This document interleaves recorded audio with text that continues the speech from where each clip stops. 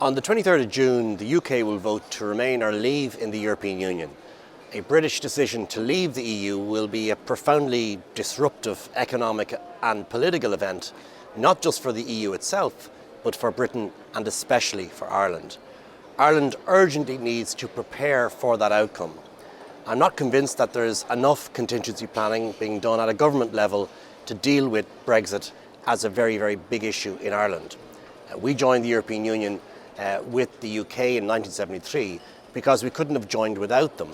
The question must now be asked very honestly, were they to leave, could we stay in the European Union without them? This is not some kind of academic question. It'll have to be faced in the context of a post-Brexit environment. Now, I'm satisfied that we could and should remain in the EU without Britain. I'm satisfied that it's in Ireland's national interest to remain within the European Union. But most definitely, we would need a new agreement with both the European Union, post-Brexit, and also a new agreement with the UK itself.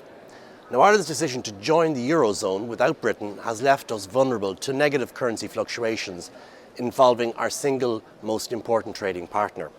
The immediate danger to Ireland is the euro-sterling exchange rate. The very favourable exchange rate in recent years has been very, very important to Ireland's national recovery.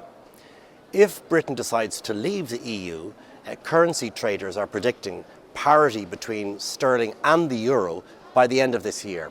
Now, should this happen, this would be extremely negative in terms of Irish exporters to Britain. The competitiveness of the important tourism sector will also be hit badly by a big fall in the value of sterling. The British segment of Irish tourism accounts for about 40% of the total Irish tourism market. Now, after more than 40 years a member, divorce proceedings between Britain and the EU will be protracted, complex and very messy. We must not allow Ireland to be a victim of the separation negotiations that will inevitably follow. In effect, Ireland will require a new agreement with both the EU and Britain in key areas so as to ensure that we are not disadvantaged in any way. That will be a very difficult thing to envisage, but we badly need to think about what kind of deal we need and the kind of red line issues that we need to negotiate for.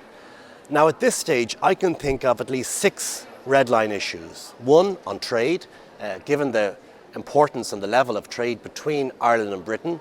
If one looks at 2015 in terms of trade, about 35 billion is the total amount of trade.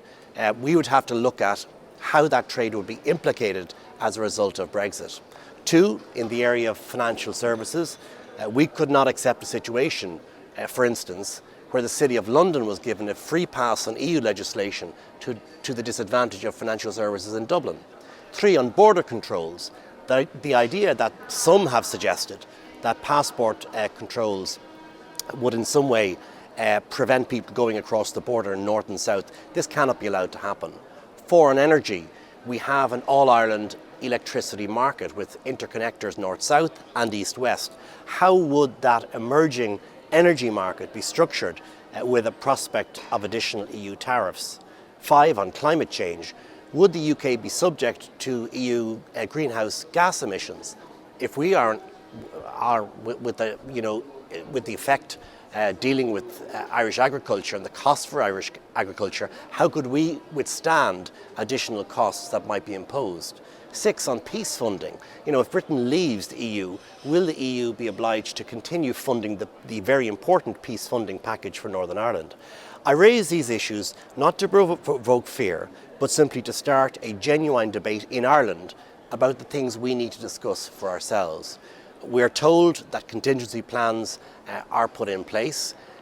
Frankly, I'm not that convinced that a huge amount of thought has gone into this, nor do I believe that we have a plan to deal with a potential negotiation.